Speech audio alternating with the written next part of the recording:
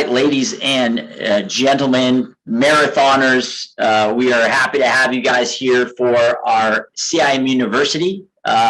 This is our fourth CIM University of 2021, our fourth and final. We've had a great CIM University series, 4 different topics. We started all the way back in August talking about the training process. Then we talked about fueling and hydration. Then we've talked about managing the aches and pains and injury prevention. And then here we are in November, just about 17 days out or so from CIM. And I know just saying that probably sends shockwaves of anxiety and excitement through everybody. None more so than for me. For those of you guys who don't know me, my name is Scott Abbott. I'm the executive director of the Sacramento Running Association. We are the organization that puts on the California International Marathon, which is why we're all gathered here. And we are really thrilled to be able to bring this event back to the community this year. And we're so excited. So many of you guys have engaged with us in the road to CIM,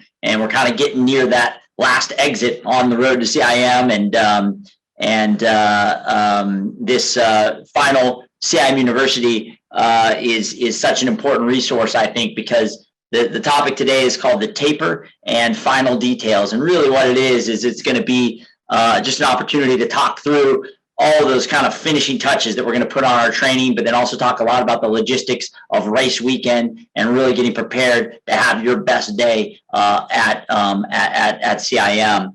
And then talk about managing the race effectively. And we've got a great panel here that I'm going to introduce or allow them to introduce themselves in a second, but just an outstanding expert, experienced panel of coaches and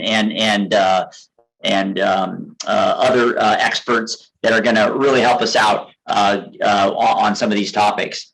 First, let's just talk just a few logistical items here. We're obviously on Zoom, which has been an awesome way to manage these CIM universities this year, because it's allowed so many more people from different communities to be a part of this. Because we're on Zoom, from a logistical standpoint, it's best for everybody to keep themselves muted except for the panel. We will allow time at the end for a question and answer. There's 2 different ways in which you can get, there's actually 3 different ways you can get questions answered by this panel tonight, because we'd love to answer everyone's questions. The first is you can use the raised hand function next to your name. There's an opportunity to use what's called a raised hand function. If we see that raised hand function, I will call on you and you can ask your question of the panel. You can also just simply type your question into the chat. And remember also, if I call on you, you have to unmute yourself and then you can ask your question. And then, or you can, as I said, type your questions into the chat, and we will follow those, and we will get to those. We'll get to everybody's question tonight. If for some reason you don't get a question answered, we're also filming or recording this Zoom, and we're going to post it on our Sacramento Running Association YouTube account. And so if you missed this and you're watching this later on that account, you can post a question in the comments and we will go back and make sure we get those answered. Or if just something you have to step aside and you missed part of this, you'll have that opportunity to go back and watch the video again on our YouTube page. So that's really kind of how things are going to work here today. I'm going to kind of facilitate this conversation with our panel, and ultimately at the end of the day, all questions are on the table. Any questions you guys have, this is our last CIM University. It's going to be a potpourri of topics, and we want to make sure that we answer all of your questions and that you feel really comfortable and good, ready to have your best day at CIM. And really that's what these CIM Universities are all about. It's a resource to help. It's real important for us at the Sacramento Running Association to make sure that we provide as many resources as possible to make sure that you guys are able to use CIM for what it is, a platform for achievement. And we want you to achieve great things at the marathon in just about 2.5 weeks. So with that, I want to introduce this amazing panel that we have here today to talk about our taper and our final details getting ready for the big day. We've got 3 awesome panelists. I'm just going to call on them and have them introduce themselves, and then we'll dive in and start talking about some important topics. I'm going to start first with the first one up here on my screen, which is Sarah. Sarah, why don't you go ahead and introduce yourself? I'm Sarah Pitfield. I am coaching with Fleet Feet Davis this year, and I've been coaching since 2014 with Fleet Feet Davis. This is my 6th year coaching for CIM, and it will actually be my 5th year running the CIM. So it's a great race, and I hope you are all getting excited. All right. Thank you, Sarah. All right. Next, Jeff. I'm Jeff Krebs. I'm a board certified internal medicine physician. I've practiced medicine for 32 plus years in San Diego, but I'm also an endurance athlete. I'm a 9-time Boston qualifier. I've done 7 full Ironman races. I've done too numerous to count half Ironman races. And so I've been through it all, just like you all have. I am here representing Hyland's Naturals, which we'll talk more about that. I'm an ambassador for Hyland's. Great, thank you, Jeff. And yes, Hyland's is one of our event partners, and it's great to have you joining us here today. And then finally, our final member of the panel, Karyn, why don't you introduce yourself? Hi, thanks, Scott. I'm Karyn Hoffman. I'm actually the 355 pace leader. This will be my 21st CIM and actually consecutive, minus the COVID. I'm a long distance runner, 7 100s, 5 Western states. I'm actually here in the island of Cozumel right now, ready to race Ironman Cozumel this Sunday. But I'm looking forward to you joining me, hopefully in my pace group. If some of you are out there going to join pace groups, we'll talk about that. And thank you very much, Scott.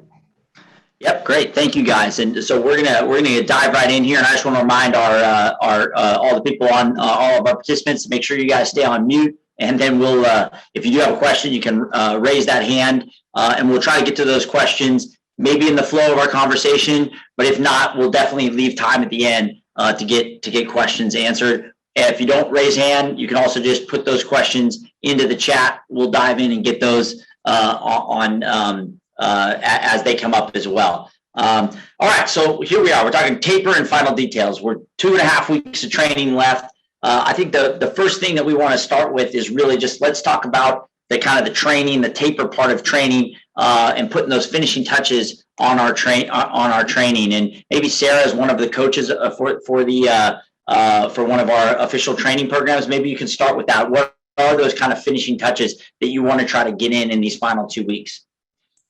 So in the final 2 weeks, you really want to be getting race day ready. This is not the time to be putting in that long run that you missed 2 weeks ago, or those, speed workouts. This is the time where you really want to just be finishing off. You're going to do some shorter runs. You're going to reduce your volume by about 15-20% this week, and then by another by down a total of like 30-40% next week. You really want to start reducing how much running you are doing, and that's going to feel a bit weird, and you're gonna feel a little anxious over that. But you don't want to be putting in those really hard efforts at this point and then injuring yourself before race day.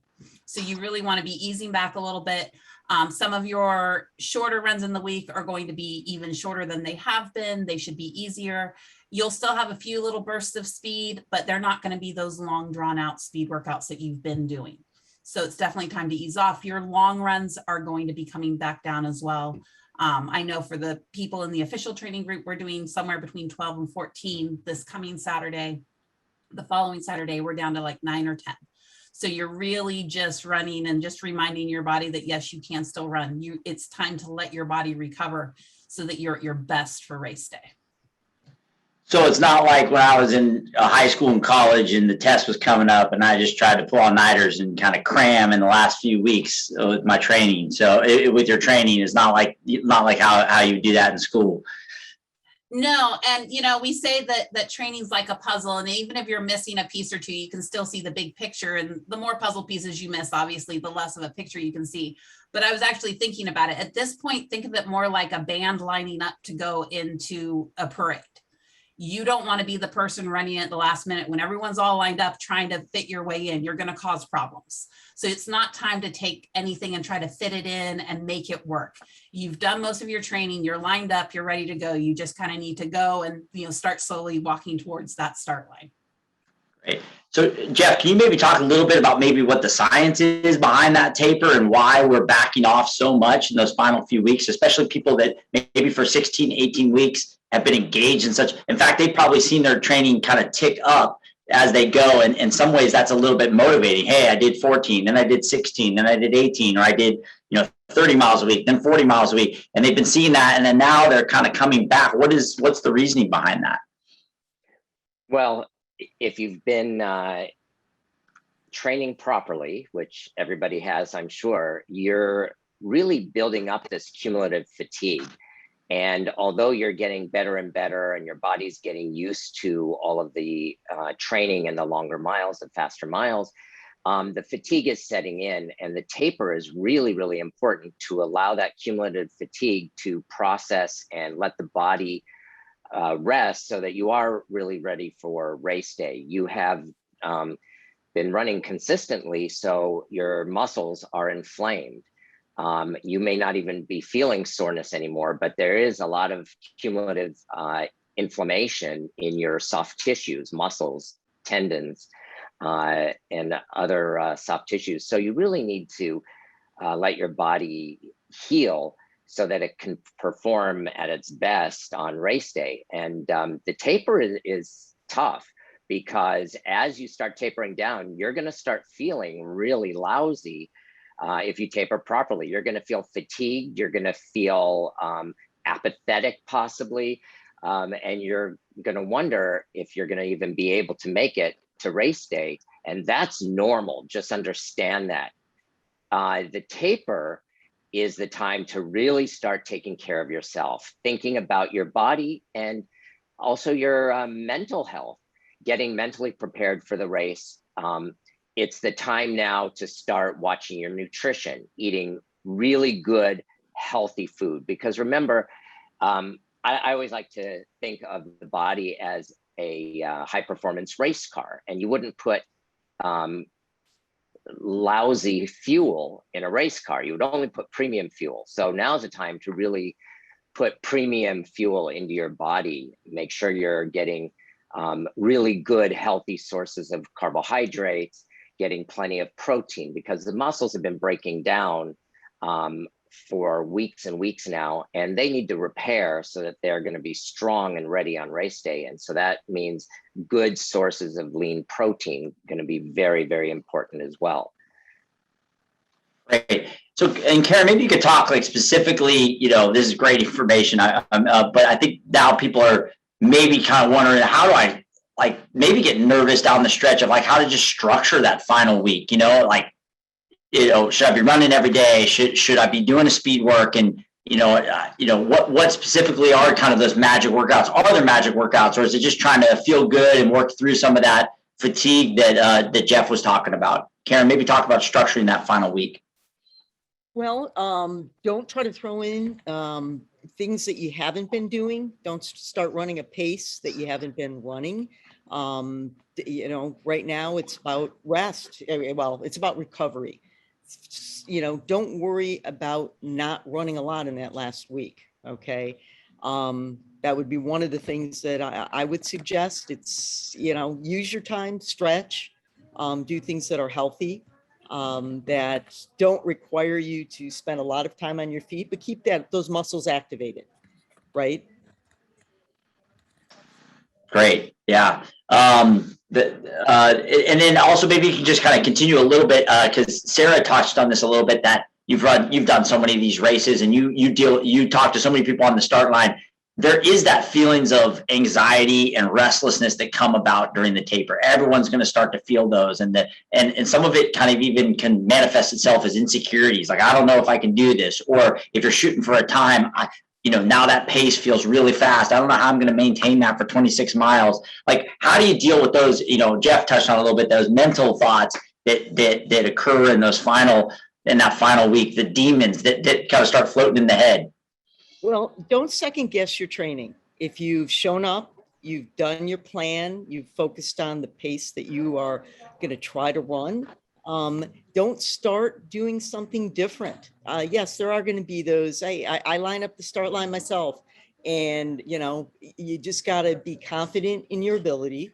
You've got to be confident that you have done the training, you have followed the program, you've kept your body healthy, and you're lining up there. And basically, it's a 26.2 mile party that you just need to enjoy. You need to smile. You need to say, hey, begin with the end in mind. What's it going to feel like when I cross that finish line? What's that smile on my face going to look like? Yeah, you're going to be a little bit sore. Okay, let's be honest. It's 26.2 miles of pavement, but you've got to think about what that end process is going to feel like and what you've done to get from point A to point B. A lot of times I can remember back when I started running a marathon, I didn't even know what the distance was and what was each step going to feel like. So, enjoy the process. You're 17 days out or so from the start line, and, just be confident in your ability.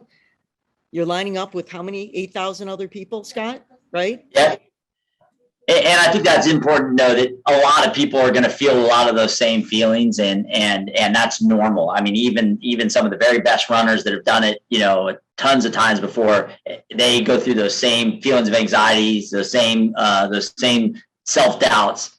And a lot of it, I think what you just touched on there is just trust your training. I think everybody that's on this Zoom or going to be watching this video, they wouldn't be doing this unless they've been very invested in the process, and we know they've done their work. I want to come back to you, Jeff, a little bit. You touched on this. Let's actually talk specifically about aches and pains that people are dealing with right now. What's the best way to handle those in those final 2 weeks or so? If you are dealing with that little ache and pain, is it better to kind of shut it down and deal with that and maybe, miss some training at this point? Or are you trying to learn how to kind of manage that pain as you get closer to the start to the race day? But I think a lot of people are going to have those aches and pains in those final 2 weeks.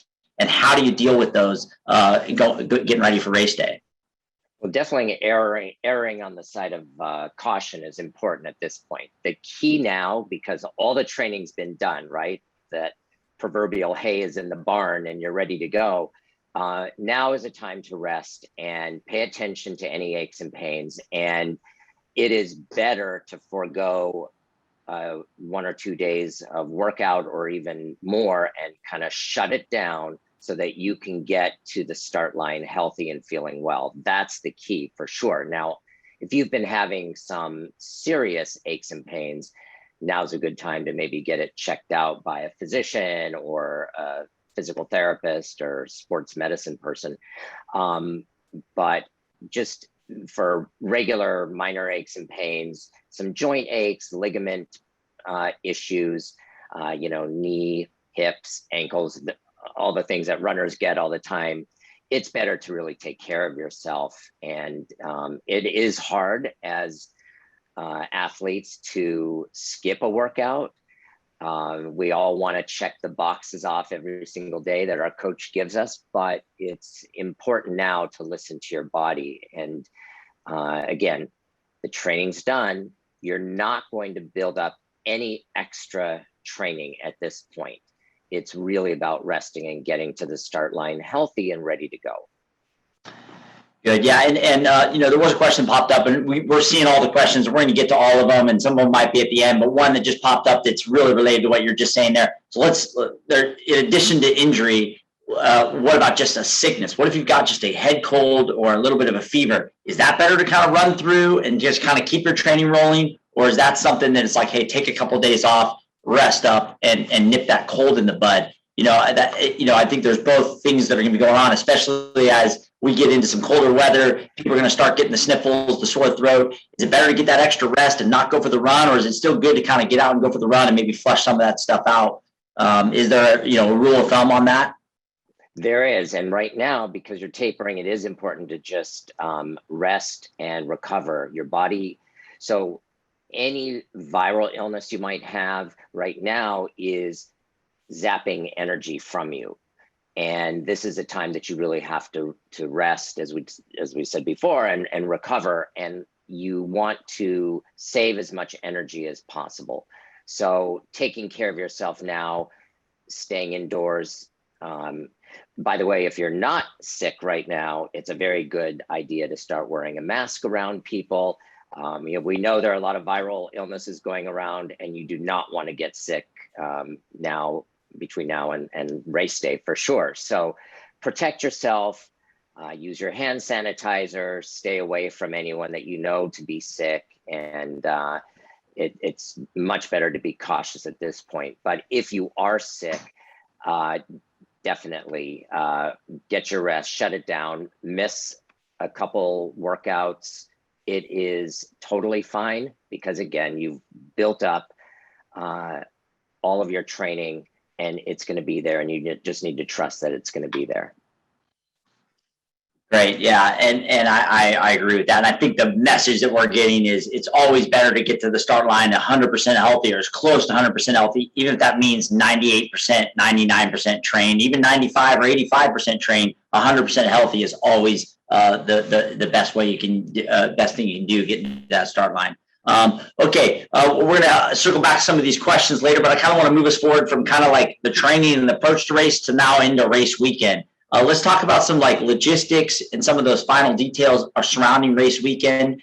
As the as the representative here from the Sacramento Running Association, the organization that puts on the race, I wanted to kind of make some people aware of some of those logistics of race weekend, just to make sure that people are clear. And I think it's always good to go in and know what to expect, have your kind of know what the weekend's going to look like, have your plan, have your itinerary, so you're not running around with your like a chicken with your head cut off and causing a lot of undue stress. Really kind of have your plan, have your approach to the weekend. So let's start with the expo. The expo this year is going to be at the Sacramento Convention Center on Friday and Saturday. And on Friday from noon to 7 p.m. and on Saturday to 9 to 5. This year we're asking participants, and we've asked all participants, you should have got an email from us, to choose a 90-minute window of which you're going to come to the expo. Again, that's just this year is an indoor event, and our county guidelines trying to keep staying under some capacities.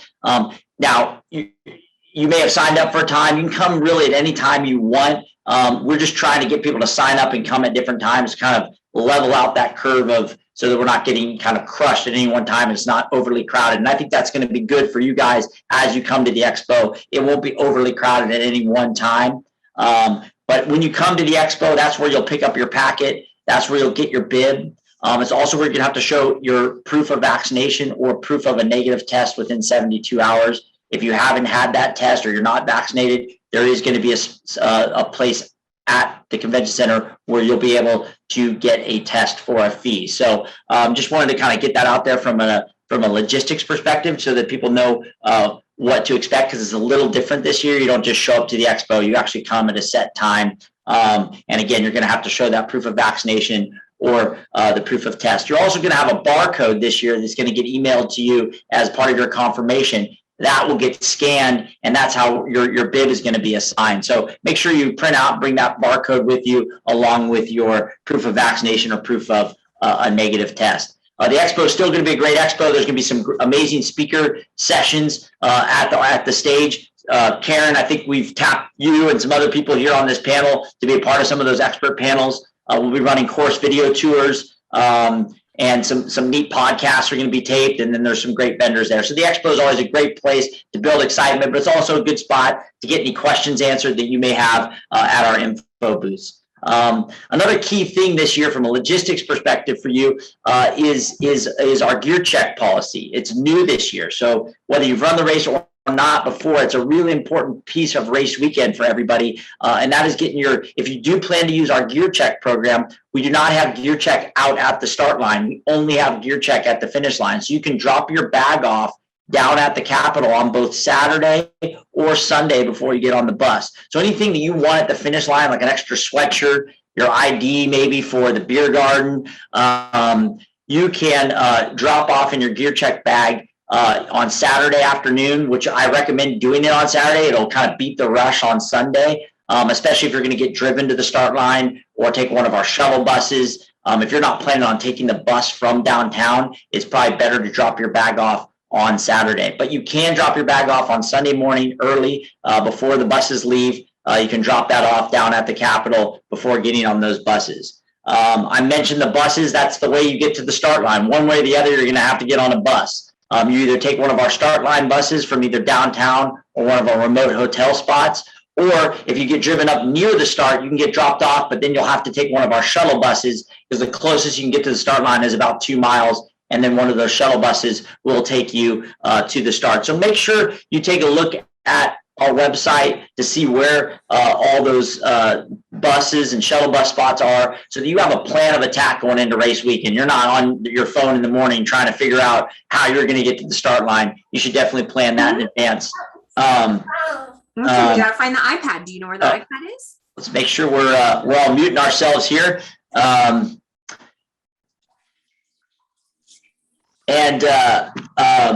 So let me kind of throw the panel now as we kind of talk through some of these logistics.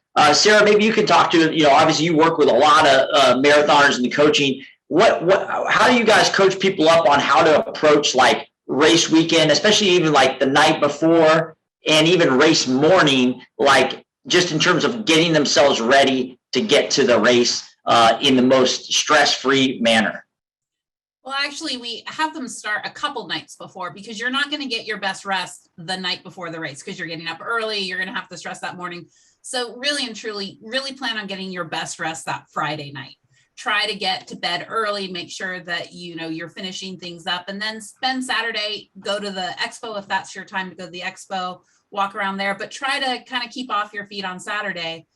But Friday or Saturday, or even a little bit before, you want to make sure you have everything you need for race morning. I know there was one time that I'm like, oh no, I don't have enough goose. And if you're doing that after the stores close Saturday night, you're going to have trouble making sure you have what you want if you don't want to rely on what's on the course. Many people just rely on what's on the course, but many people also have their own specific goose or Huma or whatever gels or nutrition they've trained with. And, race day isn't necessarily the day to change that. So you want to make sure you have everything you need. We recommend you lay out your whole outfit. What are you wearing on the top? What are you wearing on the bottom? Do you have the right pair of socks, the pair of shoes that you need? Make sure you're going to remember your watch. Make sure you have everything sort of laid out, just a flat version of yourself for everything you need for race day, and have that a couple days before. So if there's something that you're missing, you have time to take care of that. But then just try to, get a good night's sleep Friday night. Saturday, Saturday night's not the time to be coordinating your family and friends and telling them where you're going to be. At that point, tell them they're on their own. You need to make sure that you're resting and trying to get to bed as early as you can. Don't eat too terribly late. That's not the night to go out and do a lot of, hanging out with friends. You've got to focus on your race. If you've got people coming into town to cheer you on, that's awesome. But just make sure they realize Saturday night, you've got to focus on getting your rest so that you're up and ready to go Sunday morning. I think that's great advice. And I think that's something that a lot of people, aren't prepared for, especially if they're running their first marathon, is, they probably engage so many people in the process and everybody's excited for them, but then they start pinging them with, hey, where can I watch? Where can I? And then they're worried with dealing with everyone else and they forget to deal with themselves. I've always thought it's good to maybe anoint somebody in your life to deal with all those people, get somebody to kind of be your personal manager to just say, hey, and if you have any questions, email my husband, my wife, my significant other, my brother, my sister, somebody, a friend that can kind of answer all those questions for them. So you're not constantly pinged with them. So you can really kind of focus on what you need to. I think that's great advice about that, because that is something that I think a lot of people forget. Let's talk about, Jeff, you mentioned it earlier about just fueling the body as we get ready. What eating the night before, the morning of, what are those things? The premium, you said that premium gasoline that you got to put in the body. What are those things? What should the meals look like as you approach race day? Well, first off, there's a big misnomer that you have to have a huge pasta dinner the night before the race. There is not enough time to assimilate all those carbohydrates, and going to bed on a full stomach of pasta is going to really disrupt your sleep. The best thing to do is to start your carb load 2 days before the race. So if the race is on Sunday, Friday night is going to be your big pasta dinner. The week before, leading into the race, you want to be as gentle on your gut as possible. So it's the time, although premium fuel usually during training and throughout the year is eating a lot of whole grains and fresh fruits and vegetables. couple days before, and probably at least 5 days before the race, you want to start getting rid of some of that high fiber fuel. So not as much in the way of fresh fruits and vegetables. Instead of whole grain pastas and whole grain breads, you actually do want to switch to white bread for your sandwiches and white pasta. It's the only time I would ever recommend bleached flour products to be consumed. But Friday night is your big pasta dinner.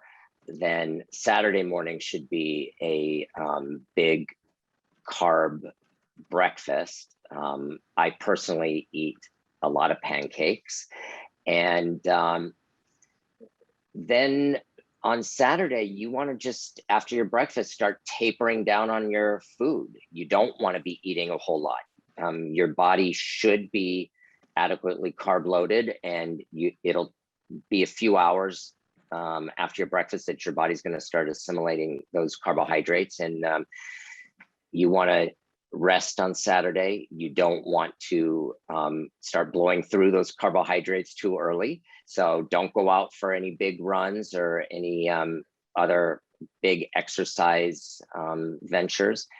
And the night before the race, eat early so that, as Sarah mentioned, you can get to bed early.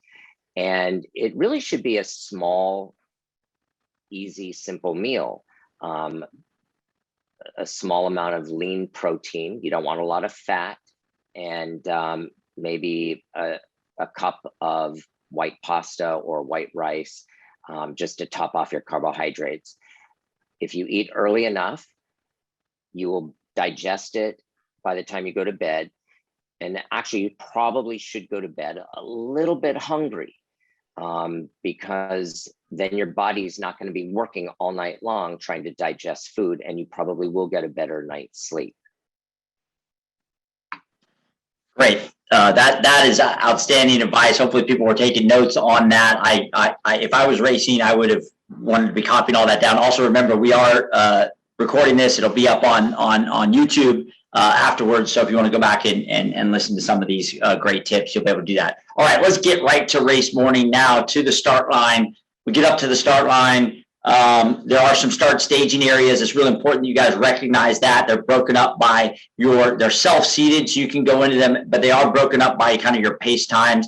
People that are plan to finish under about 3 hours and 30 minutes are going to be on one side of the road. 3 hours and 30 minutes to about 4 hours and 15 minutes or so are going to be on the other side of the road. And then kind of in our back section in the last kind of quadrant or corral is going to people kind of 4:15 to 4:20 and up. And it's good to just get in those sessions in those areas, because that is actually where your pace teams will be as well. If you want to run near your pacers, they'll be lined up in those areas. You don't want to get in a corral that is much, much faster than you or much slower than you, or it's going to be harder to kind of run your pace. So it's important to get to the start line early, line up in the correct corral. There's going to be signs for it, but then also you'll see the pace team out there. Even if you don't plan on running with a pace team, the pacers will kind of show you where you should be lined up relatively to people that are going to be running the same pace as you. And then that gets us to pacing. So Karyn, you're a part of our pace team.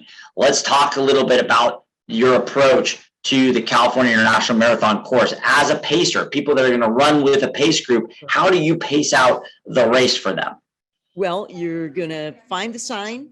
Mine is 3:55, but we'll have the variety of signs up there for the various pace groups. And basically, I'm going to run a pace that is equivalent to the type of terrain that we're running. We are not going to vary our pace significantly, but when we hit some rollers, we may be a few seconds slower than our pace. We get over the rollers, we'll catch up a couple seconds. Our goal is to run even splits. We're not going to go out 10 and 15 seconds fast or 10 and 15 seconds slow, but you're going to have a few seconds here and there. Don't be panicked. The pace leaders, are keeping charge of the time. One of the key things for the groups to know is that your Garmin is probably going to go off before the pace sign, the pace flags that you're going to see every mile. Please, it is the pace flags that we are looking for. Those are set up those are at the exact mile point. So we're all going to be starting our watch. When I cross or my co-pacers cross the start line, our watch is our time. Okay, so if you're behind us, you're going to be a second or two slower. We are going to run through aid stations. We don't make stops. So you need to be thinking ahead as we get through those aid stations, what you're going to be doing, grabbing a gel, refueling your bottle, maybe grabbing the paper cup. Porta potties, if you need to go to the bathroom, and sometimes that happens, kind of be scoping out, looking at the porta potties. We are not stopping. You're going to need to catch up. We're going to give you cues as we go along to remind you to fuel, to relax those shoulders, wiggle those fingers, trying to keep your mind on just the things that you need to be doing, running, okay? We'll drive, you run. Fair? Yeah, that's great. And we just, what group are you going to be pacing again, Karyn? 355. She'll be doing 355. We're going to have pace group teams for basically every 5 minutes starting at 3 hours. So we have 3 hours, 305, 310, 315, all the way up to 4, going every 5 minutes up to 415. To 405. Then we jump to 420, 435, 455, and then let me just check here to make sure I don't mess that up. But we'll have 405, 420, 430, 435, 450, 505, 520, and we'll have a 6-hour pacer as well, who will help runners get in under that course cutoff. And maybe, Sarah, you could talk a little bit about that for some of the runners maybe that are less concerned with, hey, I'm trying to run 3 flat or 305 or getting a Boston qualifier. Hey, I just want to finish, and I want to finish under the cutoff. What are some strategies that they can have from a pacing perspective? Well, definitely, if you're just trying to get under the cutoff, one of the things you want to do is don't go out ahead thinking, oh, I'm worried that I'm not going to make it, so I'm going to start fast. Because if you do that and the 6-hour pacer catches up with you, that 6-hour pacer is running faster than you. So when they catch up with you, they are going to pass you. So make sure that you go out conservatively. You don't want to go out trying to say, I'm going to make it in 6 hours and then try to go way too fast at the beginning. Trust your training, go at the pace that you've been training at, and go at the way that you've been training. If you have been running straight the whole time, continue to run straight. If you are a little worried about your ability to run straight, there's no shame in doing intervals. In fact, I interval run the whole marathon. But intervals are something you want to start with near the beginning. Don't wait till you're tired or just go, oh, I'm tired, I'm going to walk now. Have a plan. Go in saying, I'm going to run so many minutes and then walk a minute, or run, some people even do 30 seconds running, 30 seconds walking, but go in with that plan. So that way you can make sure that you make it to the finish line when you plan on getting there. And if you're feeling a little bit less than the perfect condition you were in while you were training, if you're coming to race day and you're feeling like you're just not gonna make it, don't give up. This is the time to say, okay, you've trained, follow your training. And if you need to, have an alternate plan, have a plan ready for if you're not really feeling it race day, you're still gonna make it to that finish line because you've still done the training. Yeah, and I want to echo something both Karyn and Sarah talked about. There is that the CIM course is really built to go out conservatively, and you have to be careful because the first mile is actually pretty significantly downhill.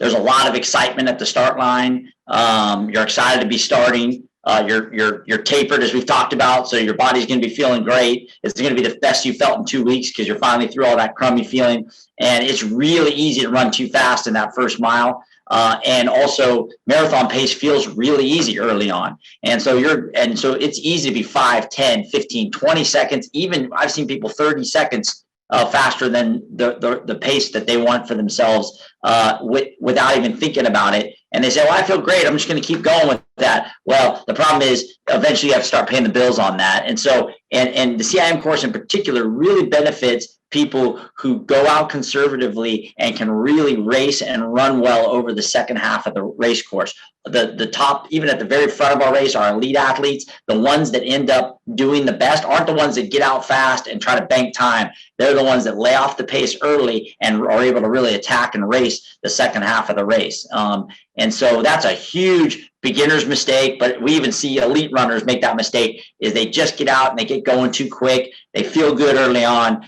So I can't impart that enough. And that's why the pace teams are great, because they'll keep you, like, they're metronomic. But even off of that, I would even argue a lot of times, sometimes it's good, especially because those pace groups can get really packed and big, is to even lay off your pace group a little bit, see them in front of you, and then in the second half of the race, you can kind of chip away at them and kind of run your way up into that pace group. And then you're kind of got some positive momentum in the second half of that marathon. And as you approach those later miles, you're going to have a lot of run in you. So if I can impart any one thing, I mean, if you guys have done the training, you taper right, you do all the things that Jeff said, you get to the start line and you're ready to go. The one thing you can do that can mess everything up, well, there's probably two things you can do to mess everything up. One is pacing improperly, and two is fueling improperly, which we'll get to in a second here. But the most important thing you can do is pace yourself right. And by pacing yourself right, it means really checking down early and laying off the pace. You'll be able to make that time up later. But one thing you can't do is if you go out too fast and you start bonking early, you're not going to be able to change the trajectory of that run. So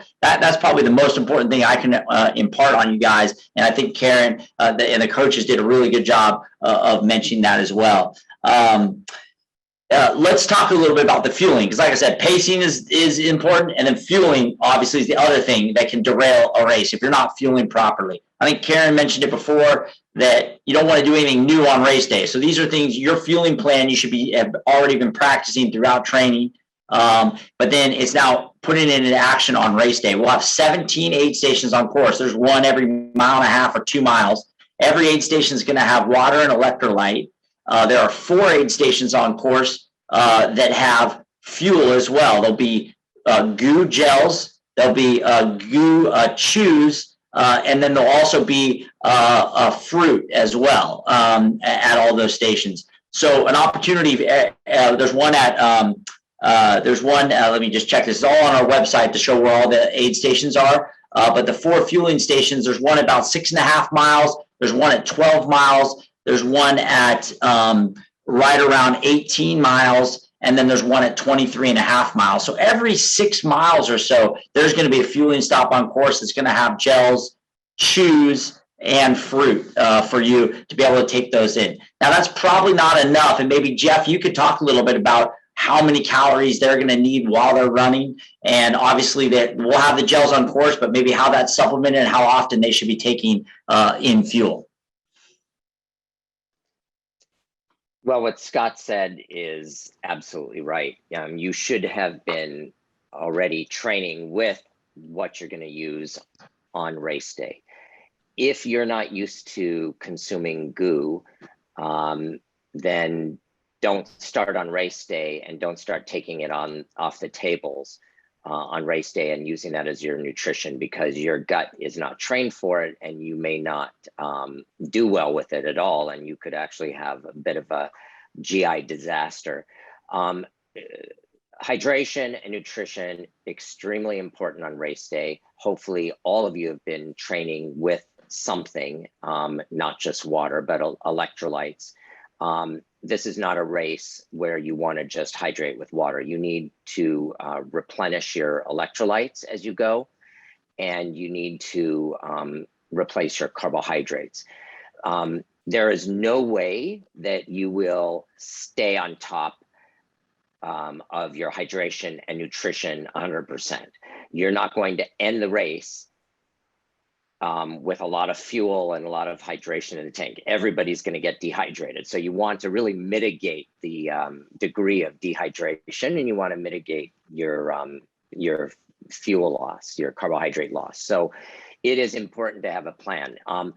Everybody's different, and everybody is going to require a different amount of carbohydrate and hydration, electrolytes on the course. So I don't want to speak in specifics of how many calories you should be taking in, but hopefully everybody knows what they need to get through. And if you have been practicing with GU and training with GU, then take the GU on the course. But if you're using something else, and there are lots and lots of sport nutrition products out there, I, for one, use something else that is almost never on the course. And so I have to be self-reliant. You need to bring enough to get you through the race and maybe even a little extra just in case.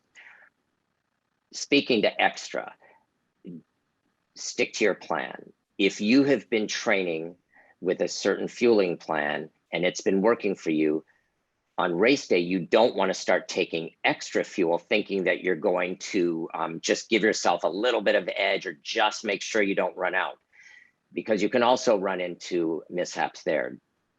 If you don't take in enough carbohydrate, you're going to hit the wall or bonk. And that's really glycogen depletion, low blood sugar. And once you bonk, that's it. Honestly, it's almost impossible to recover from that during the race. But on the other hand, you don't want to take in too much carbohydrate because your gut may not be able to handle that. And all that carbohydrate sitting in your stomach is going to cause some GI upset, and it's going to come out possibly one way or the other or both. And so you really need to be very careful. If you don't have a fueling plan or hydration plan, now is the time to figure it out and talk to someone, talk to a professional, talk to a coach, talk to a sports nutritionist, someone who knows, who can help you come up with something that's going to be okay. Hydration is another thing I mentioned earlier. You don't want to rehydrate just with water. You're losing electrolytes in your sweat when you're running. You're losing a lot of sodium. Probably the most dangerous thing for runners to get into that goes along with dehydration is salt depletion, sodium depletion. There's a thing called hyponatremia. If you have not heard of it, it just means low blood sodium, and that's dangerous. That can be very dangerous. So even life-threatening, quite honestly. So what you really want to do is make sure that you are replenishing your fluids, but also replenishing the salts at the same time. And again, that's something that you hopefully have been training with and practicing with, but if not, now's the time. Did I cover all of your? Yeah, no, that's great. And I don't know if Karyn or Sarah, you want to pop in a little bit with kind of managing things out on course, whether it's fueling or pacing, any other things you want to slide in there? I'd like to add one thing, Scott. Yep. The morning. Right now, you should be thinking about what you're going to be eating for breakfast. And to start the run with no gas in the tank is also, not going to be a positive outcome. Come with at least something. Practice a rule of halves. If it's a half a bagel, a half English muffin, a half a banana, start, training your body to take in some nutrition in the morning. You're going 26.2 miles. It's not something to think lightly about. Also, please hydrate. I can't underestimate the need for hydration now, immediately. The day before, you should be drinking, until your urine is clear, pretty much. And then in the morning, you need to also top that tank off. So your gels or your nutrition that you're going to be choosing to use is not going to be enough to get you from point A to point B. Start with something before that, and then add your nutrition to that equation. That's great. Yeah, and I kind of want to piggyback on that, because also the other thing about this is you might be taking a bus at 5 a.m. out to the start lines. You might eat breakfast. You might, if you're staying in a hotel or driving from your house, you might actually, if you eat something there at 4 in the morning, 4:30, it's still another 2.5 hours before you even start running. And if you don't take your first gel until 45 minutes in, now that's going to be almost 3.5, 4 hours before you last fueled. So it's really important to think about having a little something at the start line. It might even be having a gel before you start, just to kind of top yourself off, eating half a banana, eating a half a bagel, just to kind of give yourself, because otherwise you're, when you're in your training, you might have a little breakfast, then you run out the door and you go running. Well, in racing, if you have breakfast, it might be another 3 or 4 hours before you're actually getting fuel in. So I think it's really important, and really managing that start line. I think we kind of skipped over a couple things without having gear check out at the start. And it might be chilly. You can bring some clothes to the start to keep you warm. And if you discard those clothes at the start line, we will collect those clothes and they'll be donated. But remember, anything you bring to the start, you will not get back. So that's where you go to the thrift store, or you get the old high school sweatshirt out. You bring that with you. You can shed that at the start line, and then we'll donate those to a local charity that collects clothes. So that's important to remember out there at the start line.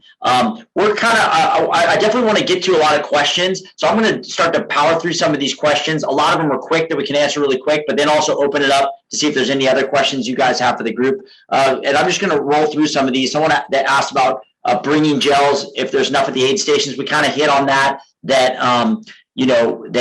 are those 4 aid stations. If you want to be taking in fuel roughly every about 45 minutes or so, you're probably going to need to bring some gels. If you can't stomach gels the whole race, bring something else like a granola bar or something else. There will be bananas out on course as well. But yeah, you're probably going to need to have some self-reliance beyond what's just on the course. Talking about running during the week of the race, we touched on that a little bit, and also running with a hydration and nutrition pack. Those are allowed on course. If you've been running with it in training, yes, you can certainly wear it on course, but there will also be 17 aid stations on course, so plenty of water, and our noon product, that's our electrolyte drink, will be on course as well. Someone asked about cross-training during tapering, because they've been cross-training the entire time. I would say my answer to that would be yes, because again, you don't want to make a lot of changes, but you want to apply that same theory that Sarah talked about, a reduction. So even you might do the same activities, but you're going to reduce the volume and intensity of each of those activities. Few questions about the expo. I just want to make sure we get these answered about bringing digital copy of the vaccine or your test. Yes, everything can be digital. You can show us a copy. Some people have talked about missing their deadline to register for one of those 90-minute windows. We still have some 90-minute windows open. If the one you want is not open, sign up for another one. But also, there is some wiggle room. We do have quite a bit of no-shows on race weekend. You're probably okay coming to whatever expo session works for you, but we ultimately kind of want to know when people are coming. So try to sign up for one at least around the time where you plan on coming.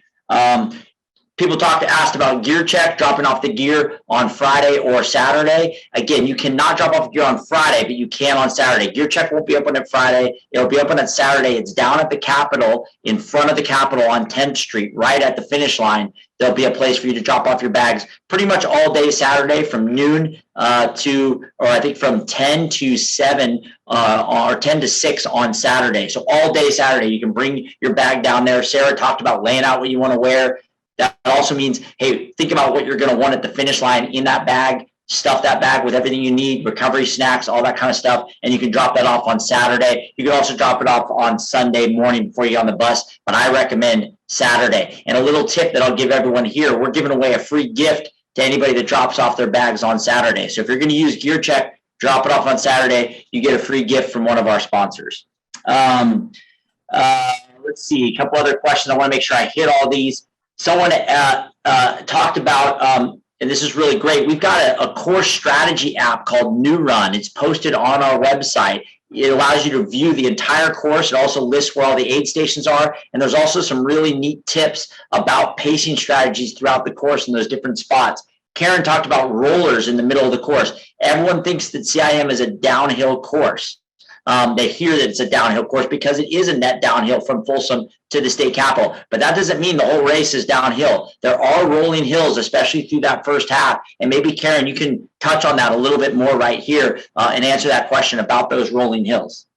Yes, our first mile is straight downhill. we don't want to get over exuberant about that. And then you're going to come into the next 4 or 5 miles, which are going to be rollers. And you're going to be using your arms. You're going to be feeling it in your legs. We don't flatten out until about mile 17. And then we still have to go over the J Street Bridge. Then the rest of the miles are flat. 21 thereabout, all the way to the finish line.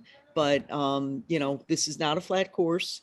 Hopefully you've been doing some training that is mixed between flat and rolling, so you can be ready for the CIM terrain. Yeah, there's definitely, I think that shocks a lot of people when they come here and they know it's a fast course and they know it's a net downhill, but they don't realize there are some significant uphills, especially in that first half of the course. It just ultimately nets over the course of 26 miles downhill, but you do run up and down. In some ways that's good. It allows you to kind of vary your terrain, vary different muscles, groups you're using. There's even a little climb right around 23 miles, 22 miles where you kind of go up over the bridge to cross the river late in the race. So it is important that you are prepared for that.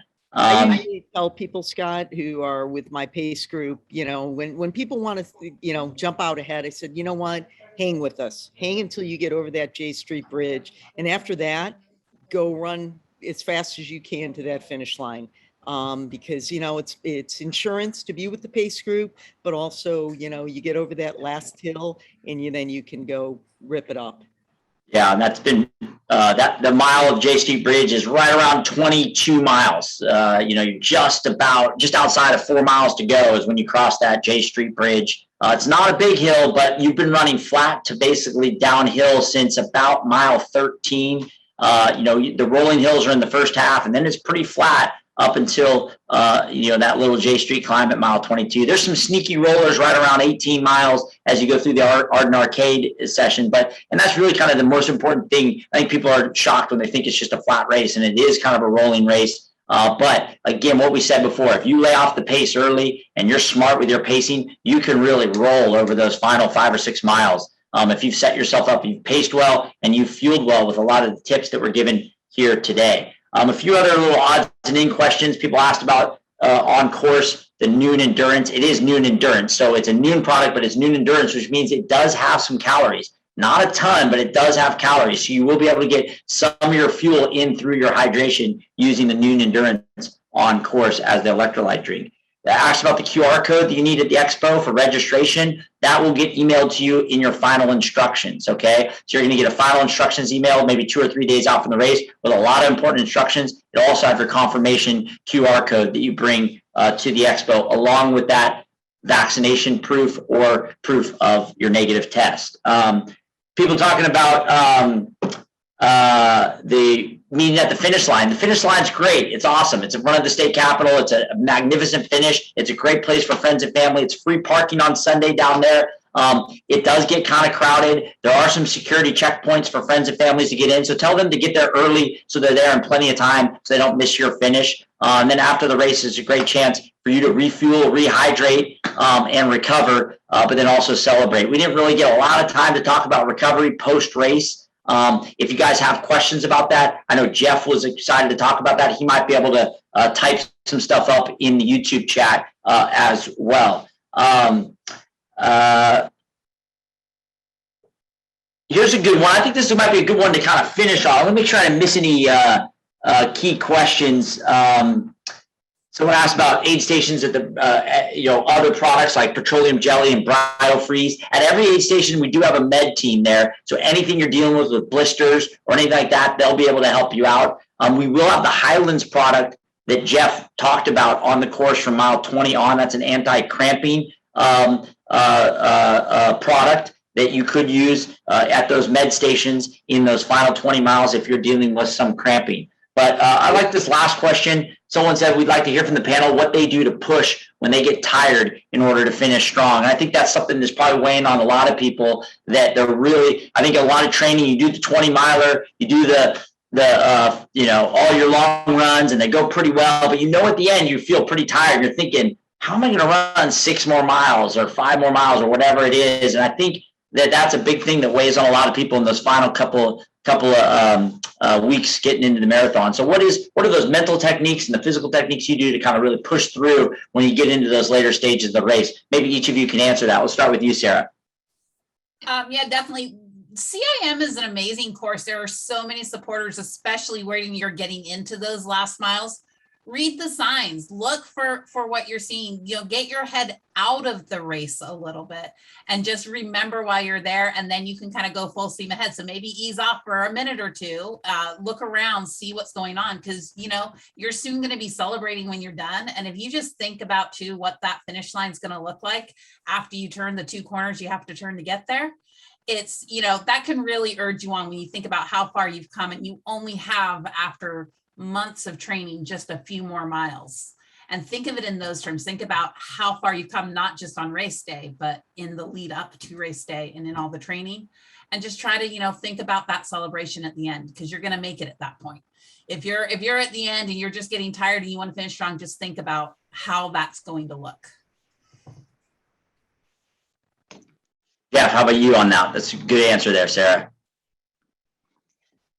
Well, for me, I always have a little bit of a personal mantra. And when it gets really hard, the first thing I do is I make sure that I smile, because smiling does lift you up and believe it or not, will make you feel so much better and make you faster. And then I tell myself, let's go, keep it steady. So I repeat that. I've actually been known to yell it at myself out loud, and people around me start looking at me, but I'll say, come on, let's go, keep it steady. Just having that gets me in the mindset to keep going. That's great. You know what? At the end of the marathon, people are yelling all sorts of things at themselves, and it's crazy town. Whatever gets you through, there's no judgment. That's one of the beauties of the marathon community. Karyn, how about you? They've both said things that I feel the same way. Smile, relax, shut up legs. Going from a very famous Tour de France cyclist. But you know what? Smile. Thank a volunteer. One of the nice things about CIM is you're not going to be alone. You're going to have somebody to your left, your right. You know what? Cheer that person on. Say, let's get this done together. Pull strength from others, give strength, and you're going to get to that finish line. You've worked hard. 26.2 miles is a huge accomplishment. And you know what? A little bit of pain is going to happen. Realize that. It's not, none of us, no matter how many marathons we have run pain-free. You're going to have some soreness at some point, but work with others, smile, give back, thank that volunteer, and then get ready to give that big smile at the finish line. The other thing is, we've got your time. So when you cross that finish line, don't be looking down at your watch. I have to remind people, because you know what stinks is your first marathon and you're looking like this and everybody else's arms are up because they didn't do that. We've got your time. It's official. Your Garmin watch or whatever brand might be a couple seconds off. Enjoy that celebratory moment. Yeah. Yeah, and I would agree with you, Karyn. Like, some of it's relishing that pain a little bit too. I mean, that's what makes it fun. I mean, we've all gone out and run. We all done 5Ks and 10Ks, but why we stick those stickers on our car that say 26.2 and why we're on a Zoom at 7 o'clock at night on a Thursday is because this is a special thing. And part of what makes it special is that it is a challenge and that there is some pain. So to think that that's not going to happen is silly. That's what we should be expecting to happen. And that's what makes it great. And so really relish that when you get to it and really try to run through it and conquering that and powering through that is really what makes this such a special thing. And so we're just really happy that everybody's going to get to experience that level of masochism with us in about 17 days, that we'll be able to enjoy that. There's so many great resources that we have on our website. I encourage you guys to check that out. Some of the questions that have been asked have been really like those answers are on there. So check our website out. You're going to get a final email instruction from us about 3 or 4 days out that's going to have a lot of these greatest hits. I encourage you to download that New Run app. That lays out our entire course. It lays out where all the aid stations are, all the mile marks, and there's some great tips in there about how to manage the pacing of the race. It shows where all the hills are and everything. So download that New Run app off of our website, and that'll be a great resource for you to kind of help you build your strategy. Again, I'd like to thank our panel for the work that they put in here and all the work that they're going to put in, on race weekend, our coaches, and also our pacers. And then we look forward to seeing everybody at the expo. For any questions we didn't get to, we'll dive into the YouTube chat and make sure we answer those there. But thank you guys for everybody who's been on the road to CIM with us. And we look forward to seeing you in 17 days at the start line, or at the expo, and then at the start line. All right. Thank you guys very much, and good luck. We'll see you at the start line.